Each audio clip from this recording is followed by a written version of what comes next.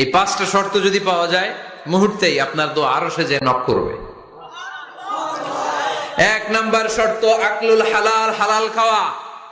কি খাওয়া? আমরা দুইটাই খাই, হালালও খাই হারামও খাই। বেশি খাই কোনটা? হ্যাঁ, কি খান? আমি কই নাই কিছু, আপনারাই কইছেন।